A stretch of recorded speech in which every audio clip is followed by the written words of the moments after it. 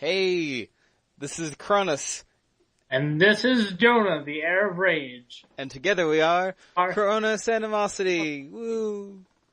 Alright, so we're here to talk to you today about Pokemon X and Y. Motherfucker, yeah. Hooray for being late on that bandwagon. Yeah. I don't know. We haven't really done a name thing for our debates. So this is whatever we decide to name it. You'll probably Also, see the video title. We're not really well established in the world of Pokemon, and people don't know that we're crazy ass fanatics over it. Yeah, fanatics.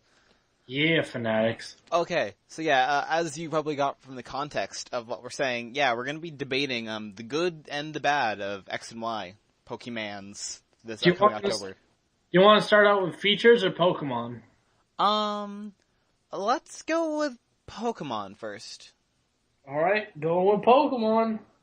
Okay, so Jonah, my friend, since you have not been in the spotlight nearly as much, we'll start off with you. Good, bad Pokemon. What you got? Well, let's see. I'm digging all of them so far. First off, who's your least favorite? See, least favorite. I think I'm gonna have to go with the little fairy and the flower thing. I believe it's Bebe? yeah, Flabebe or whatever. I just don't like it. I don't know. It's like it's a fairy. I understand. Like it's pretty much the closest to what a fairy actually is seen by in the public eye. You know, as a little flower. It's just a fairy. God. But no, just no, I don't like it. I don't know. That's pretty much it. For the most part, I really love everything that the generation has come up with Pokemon. Really, except for counting new forms, like fuck the new Mewtwo, fuck him, fuck, just no. Alright, I'm going to say my least favorite is Arato, if I'm pronouncing that right. Uruto. The freaking tree. Oh, yeah, the tree that hasn't been officially revealed yet. No. I'm gonna say the only thing that'll justify this Pokemon is if it is a Bonsly evolution. Did I say Bonsly? I meant Sudowoodo, but you know what I mean. But it's got the 3 dots, you know, Yeah. which 3 leaf circles, which symbolizes, which is present in all the Sudowoodo tree. So it could be an evolution of it. If it would be justified. If not, I'd say it's just another friggin' generic evil tree. Yeah, I don't know. I really like it. I feel like we don't actually have enough evil tree Pokemon. Cause you can say like, oh yeah, I'm not saying tree. like in the route, like just in JRPGs in general, man. There's so many like evil trees. Yeah, I like how Pokemon did like an original twist with like Sudowoodo with it, but it's a happy fighting tree. But you know, whatever. Yeah. That happy rock tree of power. I don't know. Next up, favorite Pokemon of X and Y so far. Yeah. Once again, you go first. Oh, me? Oh god. I don't even know where to start. I'm actually gonna go with Honedge. You are? Yeah, I'm gonna call Honedge. Yeah, Honedge. Honedge, okay. That's a pretty good explanation. Yeah, it's typing, Steel Ghost. I am so excited for that. You know, Sword Dance, it has no guard, which means, defense, or accuracy doesn't matter for any Pokemon. Yeah. Is it any Pokemon, or is it, I'm not really It's any accuracy does not affect it being hit or things that it hits. Alright. But yeah. like, if you were in a double battle and you were attacking a different Pokemon, it wouldn't register in. But if you yourself were attacking with Honedge, or someone was attacking Honedge, then yes. Alright. Yeah, so no guard. There's some potential there. Have to see where its stats are, but, and move pool. But I mean, it could be good, especially if it has an evolution. Oh my god, if that thing evolves, it's all over. Yeah, I agree. Let's see, for my favorite, I'm torn between Spritzy, the obvious Plague Doctor Pokemon, and even if it doesn't end up being one, fuck it, it's a Plague Doctor. I don't care. It has the mask. Or Fennekin. I really fucking love Fennekin. I know you love Fennekin. I know you know that I love Fennekin. I don't know, it's just... I love Fennec Foxes, and even though VP repeatedly says it's fur bait, which it's not at all, but okay. Then it's like, I love Fennec Foxes, and then Spritzy, I feel like it's going to turn into something more badass, and I like that. I feel like it's gonna be creepy, and I like it. Alright, and lastly, which Pokemon do you think has the most potential? I think I'll go first this time, because I tried to force it on you twice.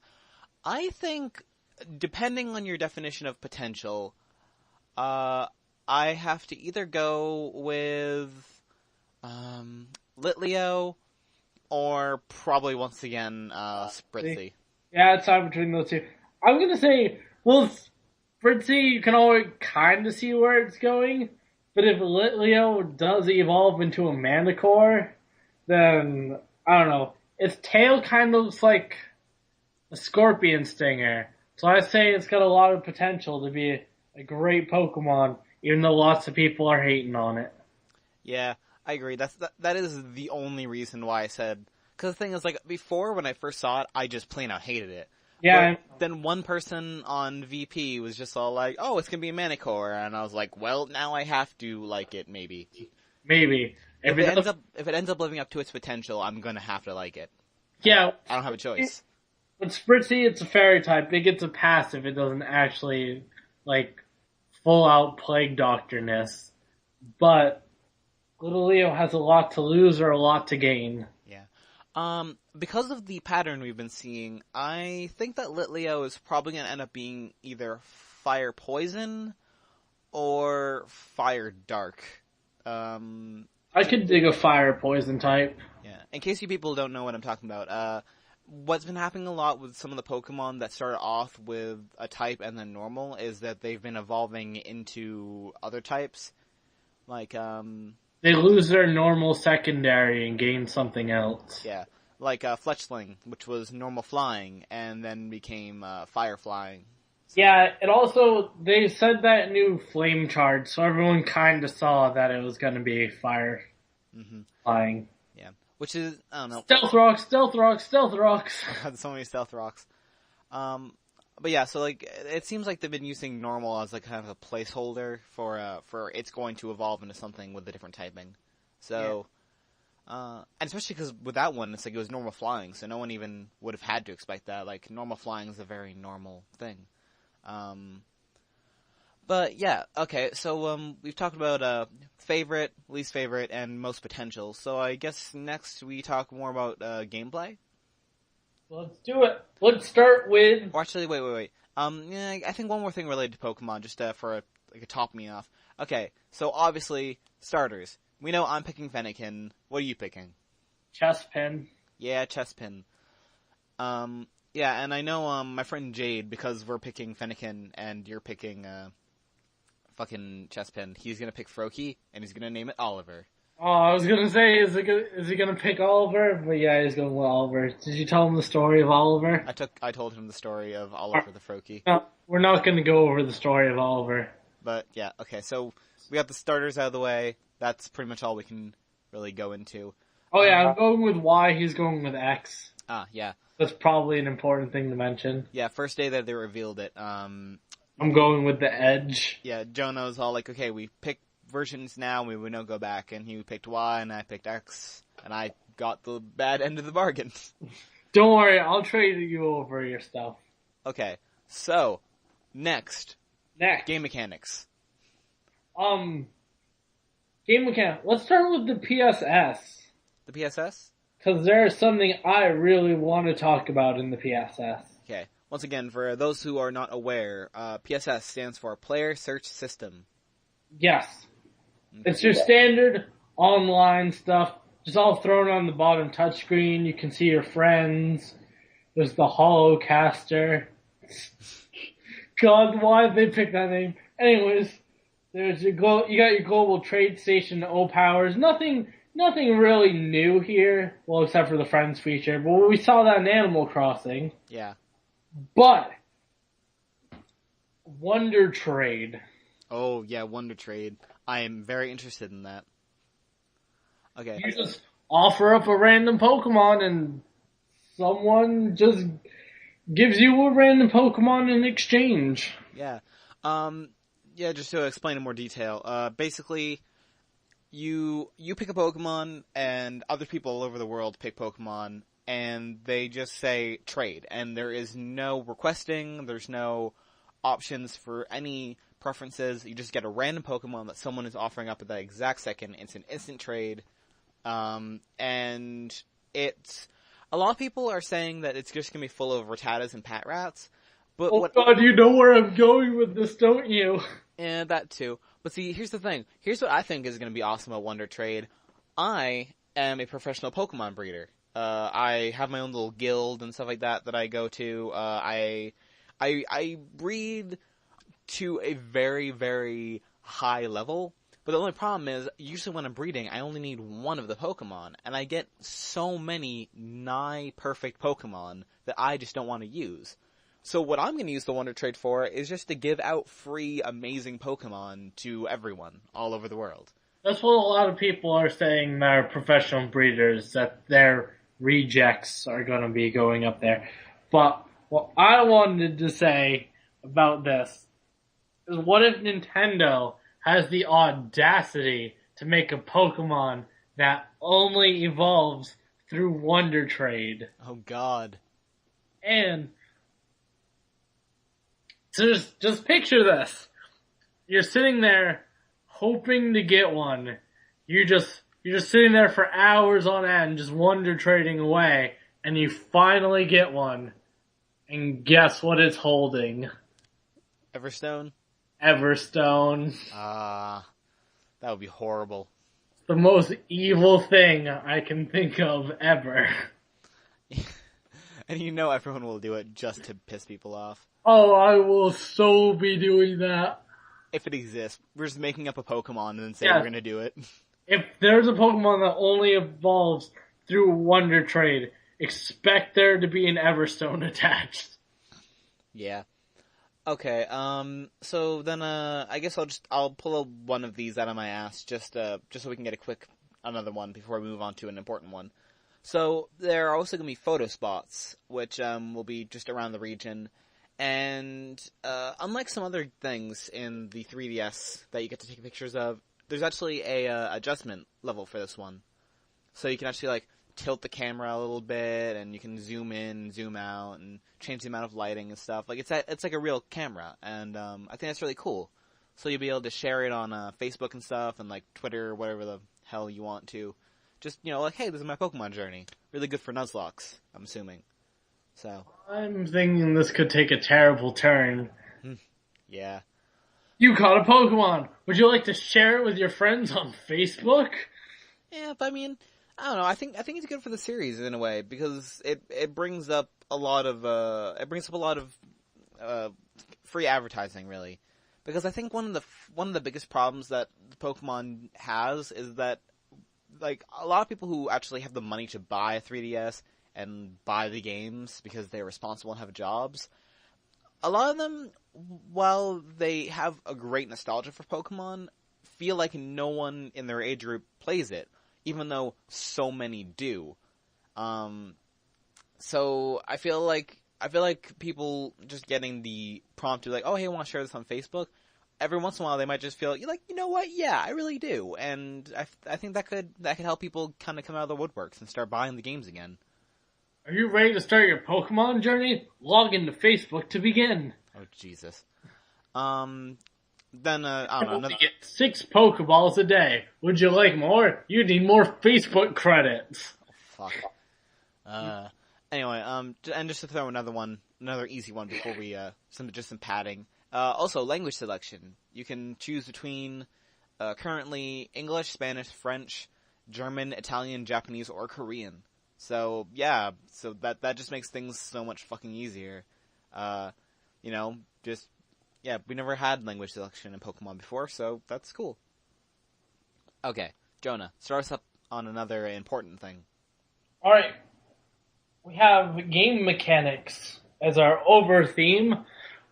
Shall we go into battling mechanics or overworld mechanics? Because I'm excited to talk about one of them. Whichever one you're more excited about. Overworld mechanics we go. You got it. So? Riding Pokemon. There's been much speculation over this. It kind of died down for a while. No one really cares about it anymore. But, so, here's the deal with riding Pokemon. Nintendo pretty much stated this. You have to, go to, a shop and rent a Pokemon, and you can only ride it in a certain area. Yeah, which is kind of lame. Yes. But we already know that you can at least ride a Go-Goat and a Rhydon. The Rhydon is very important for damage.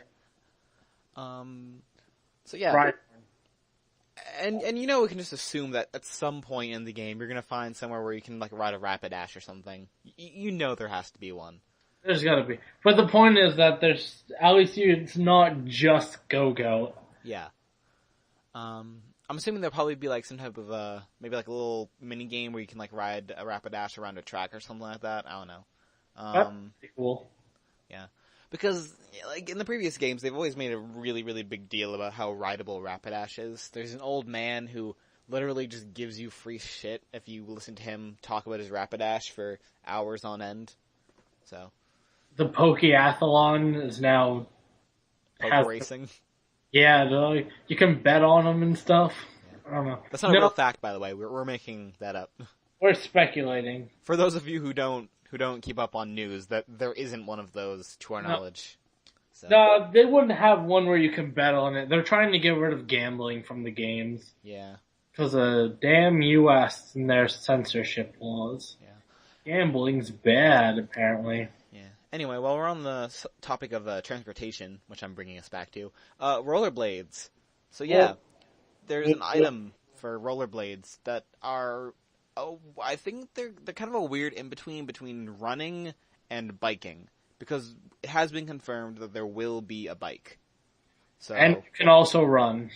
Yeah, we've seen them run, and we know that there's a bike. So I guess the rollerblades are for when you don't want a bike, but you do want to go faster than running. I don't know. Be Sonic.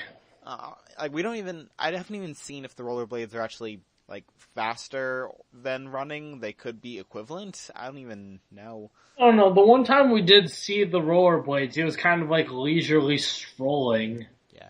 I have a theory. What I think is that you can run with the same usual holding down the B button, but the rollerblades are the equivalent of in Heart Gold and Soul Silver, the run button. They can just press on your with your stylus and just have infinite running. I think that's what it is. That could be cool. I could dig it. Yeah. So basically, just have a stylized version of Run Forever. And probably it would turn off when you go in buildings, but it would already be auto on when you leave them. That's what I'm assuming anyway. And if so, then I can dig that. I'm cool with that. Alright, that just leaves one last topic in Overworld mechanics. And I think it's the best one. Trainer customization. Woo. I thought Jonah was going to say it, but... Oh, I don't know. I'm kind of nervous about this one. I'm not nervous at all. Okay, because here's some of the things that we have been confirmed on. We know you can pick between skin colors... We know you can pick between hair colors and, obviously genders, but... You can change your eye color. Yeah. Change your clothing, your hairstyle. Mm-hmm.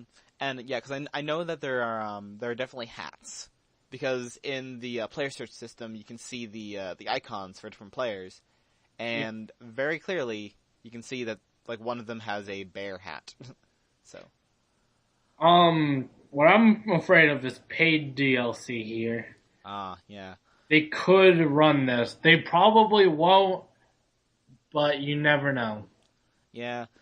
I don't know. I feel like if they did paid DLC, they probably would make it something like 99 cents or something. And Yeah, it would be cheap. It would be like, oh, look, $1 for this shirt pack or whatever. But yeah, I mean, it's the fact that it's possible. I mean, yeah, I don't know. Like I feel like if they do actually put like a little like crutch under DLC and like make that a thing that Pokemon has now, I think I'd actually be happy about that. Like, really happy about that.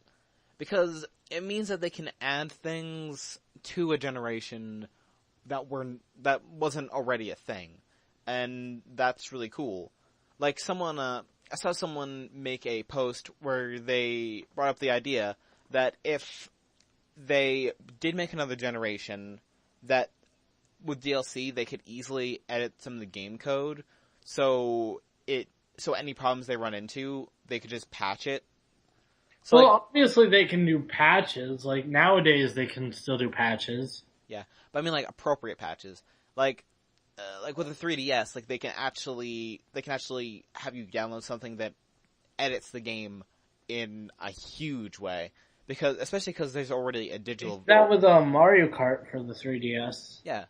But I mean, with the DS games we normally have already, it's like, they kind of run into a problem, because once they release it, they can't really do anything to your game. Like, they can't make it better. And people also pointed out that if say they made like a version Z or whatever, and they wanted to, they could just put in extra Pokemon in that. Like, they don't have to wait for another generation to add new Pokemon or like add new appropriate forms. And they could easily just go back and patch X and Y to make them so you couldn't catch them in X and Y, but you could use them in your X and Y. Like, you could just trade them, because they would just add it to your Pokedex. So, not saying they will do that, or it's their style, but just buying Z version, but yeah. But the point being though is that it opens up an entire new realm of things that they can do if they want to. Anyways. Yeah. Anyways. Enough talking about DLC that may or may not happen. Mm-hmm. Then we have the obligatory mention of sky battles and horde encounters. If you don't know what this is and you're actually listening to this podcast, you must be living under a rock. Yeah. Basically, you can talk to trainers for like across ledges and stuff, and sometimes just face to face, and they'll be like, "Hey, you want to do a sky battle?" And only Pokemon that are flying type or have levitate can compete. So it would be like things like Haunter, because it has levitate, and like any bird Pokemon. Pretty obvious. But I think it's kind of fun. It means that you can't just always use the exact same Pokemon always, unless that Pokemon has levitate. So I don't know. It's kind of cool. And then horde battles, it's that is actually, I think that's actually pretty big now that we're talking about it. Well, yeah, I mean, it's a big thing. I'm just saying, if you haven't heard of it. Yeah.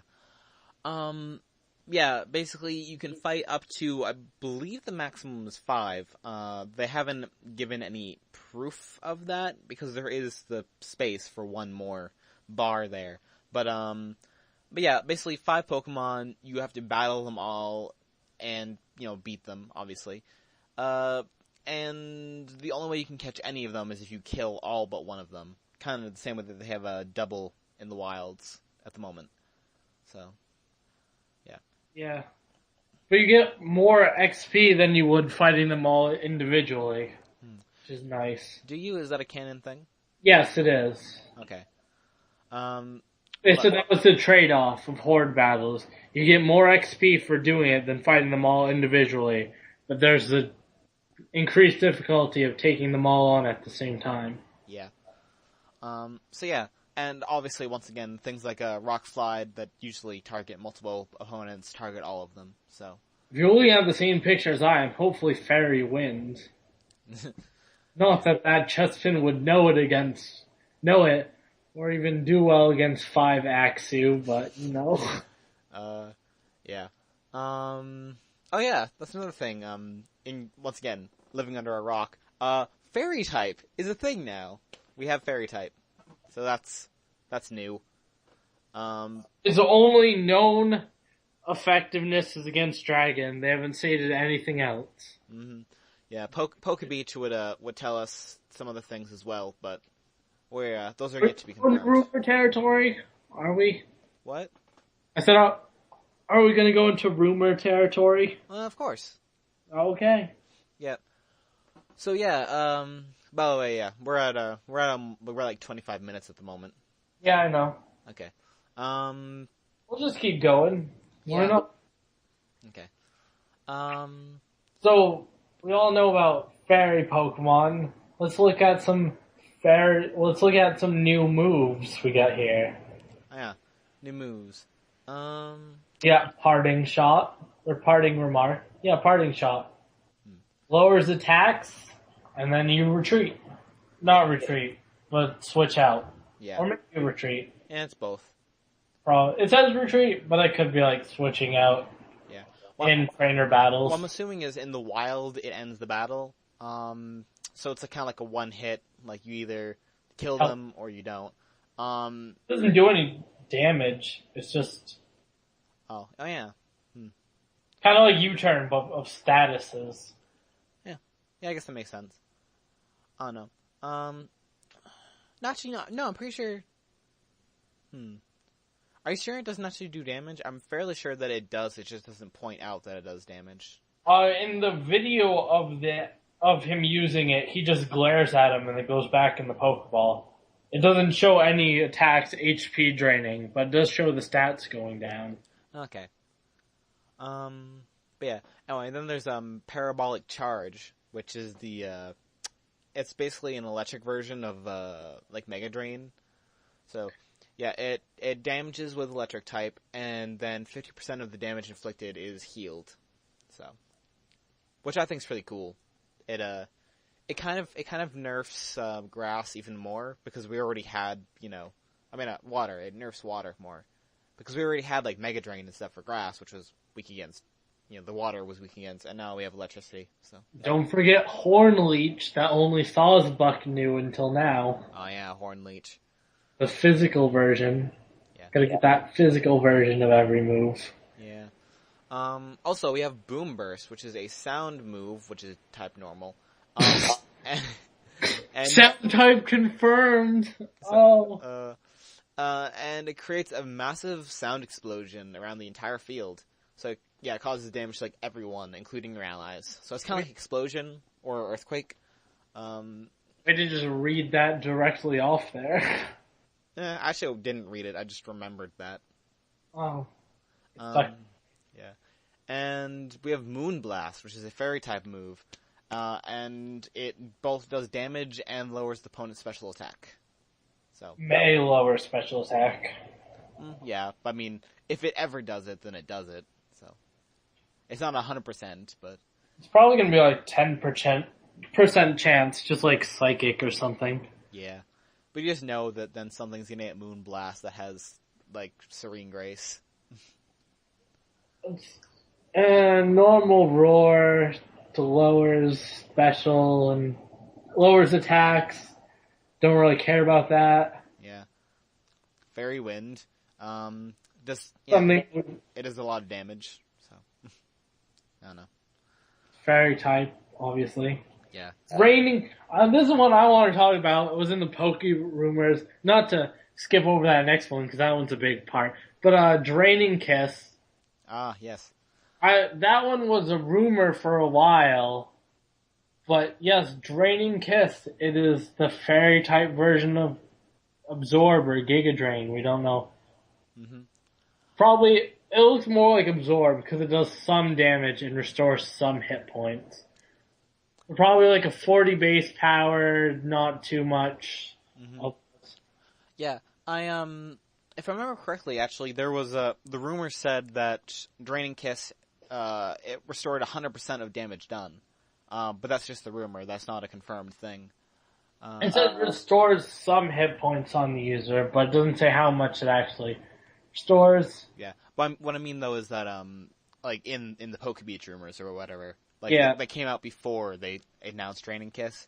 That one said that it restores 100% of damage done to the opponent Pokemon. So if that ends up being a thing, then that's cool. Also, Topsy Turvy. That's gonna be a huge. Maybe I'm over exaggerating, but it sounds like if Inkay is any good, this could be a huge move. Mm-hmm. Yeah. Oh. You go for it. No, I've been talking over you a lot in this. You do it. It inverts all stat changes. So if you use Swords Dance, which doubles your attack, and then someone uses Topsy Turvy, it cuts it in half. Yeah, that's gonna be, I feel like that's gonna be a really big game changer, especially with Quiver Dance and Shell Smash being introduced last gen. Mm-hmm. Could really hurt. Yeah, I feel like Inkay and Malamar are gonna be huge revenge killers. Because probably is gonna be like a Volcarona that has, like, gigantic, like, special attack and speed boosts, and then, like, they're gonna switch into Malamar. And then it's like, okay, I have a sash here. I'm gonna use Topsy Turvy. It will kill me the next turn, but I'll get off one Topsy Turvy, and then it'll be so unbelievably weakened that there'll be anything to take it out. Quiver Dance also raises speed, so that would drop. Exactly, that's what I was getting at. Yeah, wreck stuff. But yeah, yeah, and then we have the two legendaries, their special moves. Don't say the second one yet. Just go over the first one. Okay. So the first one we have is Xerneas's, which I believe that's the name, Xerneas. It's their special move, which is called Geomancy, which is a fairy-type move. Xerneas is also fairy-type, by the way. And, it just does really high damage to the opponent. And the second one is crawling. No, it's Oblivion Wing.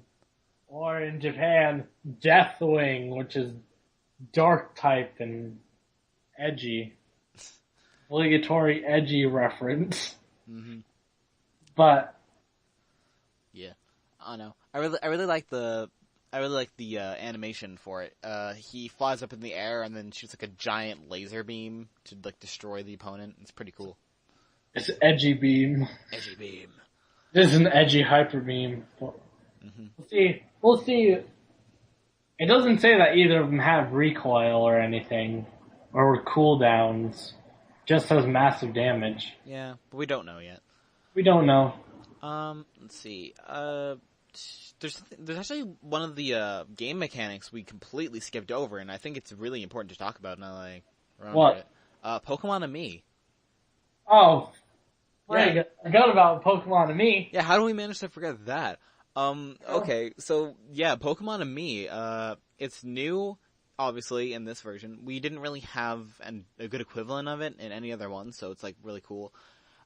Basically, you get to physically play with your Pokemon, using the stylus and stuff like that. Nintendogs with Pokemon. Yeah, it's Nintendogs with Pokemon, basically. And, you pet them, they raise their happiness. The happier they are, the more chance they get to do crits and raises their evasion. Mm-hmm. Piss me off. Yeah. But no, basically it's like the more you play and actually interact with your Pokemon, the more they will like you and they'll do better in battle and stuff like that. Personally, I like this because I've always wanted to just randomly play with my Pokemon. Like when I get a Pikachu, I want to actually be all like, "Oh, Pikachu, I like you." And also, I find it really interesting that it's not just physical touch; it also uses the camera in your 3DS, and and I believe it uses the gyroscopic controls too. So, to make them happy and stuff like that, sometimes you have to like change your facial expression and like tilt your head certain ways and like mimic things that they do. So I feel like it will, once again, especially with the Nuzlocke challenge, it will make the game so much more fun, and it will really, I know people throw this word around a lot, but I feel like it will, increase immersion a lot in the game. So. Are we gonna say anything about abilities, or just kind of pass up on them because they're not too interesting? Let's just skip on abilities this time. And we don't need to go too much into details, especially because we're already in a 35-minute video. We want to talk about any characters? The coast region? I... Not really. Based in France. It looks cool. I like it. Mm-hmm. Yeah. I think we can talk about Sycamore, probably. Sycamore? Yeah, Professor Sycamore. I don't really know anything about him. I don't know. We know that VP keeps saying that he's really attractive. And he's rumored to give you Bulbasaur, Charmander, and Squirtle. Yeah. Rumors are rumors, but I don't know. I feel like at this point we've really covered all the factual things to the most that we can really bother with, except for maybe the Team Flare. So Team Flare, they're after beauty money. Yeah. They seem to be really obsessed with making money and stuff. There's a lot of rumors going around about them at the moment, but I'm not going to go into any of them because I don't want to actually support them. But yeah, I don't know. So I think for the most part we've pretty much covered everything we should. I don't know. We could go into the Pokebeach rumors if you want. Yeah, we might be cutting this a little bit long. Yeah. The thing interesting about the Pokebeach rumors that hasn't already been confirmed. So far, nothing has been disproven, which is saddening. Yeah. Kind of. But is the starters' final types. Yeah. Grass Dark, Water Fighting, and Fire Psychic. Yeah. Which a lot of people have been speculating since the very first time they saw the video, myself included. And I'm cool with it. I know that it opens us up to a lot more weaknesses in some cases that, I don't know, but at the same time, I feel like for my starter that's a good thing, because it makes the game harder. Because I'm not going to use my starter in competitive play anyway, for the most part. So, I don't know, I like that. Starters can still be used in competitive. What are you talking about? Well, I've never seen a starter that I was really willing to use in competitive that much. Swampert, kind of, but even then, he wasn't really that good. No, the only one who's still in OU is Venusaur, because of Chlorophyll. Yeah. I've maybe seen once or twice someone use a Venusaur, and I immediately destroyed them. All the time on Sun teams. I don't know. I usually just random matchup. So. Anyway, yeah, and for anyone who's wondering what the hell we're talking about with the Pokebeach rumors, they were rumors that from a leaker who originally was not thought to be valid in the least bit. Said he was a friend of a beta tester. Yeah. And everyone was like, oh yeah, he's just trolling. But then some things that he had said in the first place actually came true. So Pokebeach released all the things that he had said. And he got a cease and desist order from Nintendo. Yeah, he got a cease and desist order from Nintendo. And since then... That proves it right there, that everything you said is true. Yeah, and since then, things have just becoming more and more confirmed. We know that it's legit because we ourselves have seen the rumors before they got confirmed, and then they got confirmed. So we know that it's not just someone editing things, like they are consistently getting proved to be correct. Yeah, with every update in Koro, it seems to be corroborating something. Mm-hmm. Yeah. And the other thing that we didn't talk about in this video is, allegedly, there's going to be dual-type moves. They have not confirmed in what way they're going to be dual-typed. I don't want to talk about that until that's confirmed. Yeah, but I mean, I feel like it's a good point for speculation, especially because you and I disagree on it a whole lot. That's exactly why I don't want to go into it. But that's the whole point of the debate, is to debate things. We haven't really debated anything. It just gives it more stab on everything. Well, once again, they haven't confirmed it yet. Because there's always the possibility that it could be something different, or the exact same as what it sounds. So, the two different possibilities is, it's literally a dual-type move, which people aren't thinking is true, which would be like it's a fire-water move and it does like damage for both. Or the other possibility is something reminiscent of how Hidden Power works, where it's a normal type move and you get stabbed from normal type, and only for normal type, but the elemental damage is calculated depending on your individual values, which would technically make Hidden Power a dual type move. So, I don't know. What are your thoughts, Jonah? I think you covered that quite well. If it works like Hidden Power, then I wouldn't really call that dual typing. Dual typing is a very misleading title. Yeah, but that is literally what dual type is. It's two types. It's a dual. Yeah. Both are used in damage calculation, so it would be quite literally a dual type move. Yeah. It just wouldn't be broken is the difference. I'd really like to have my Thunder Punch be fighting electric. Yeah.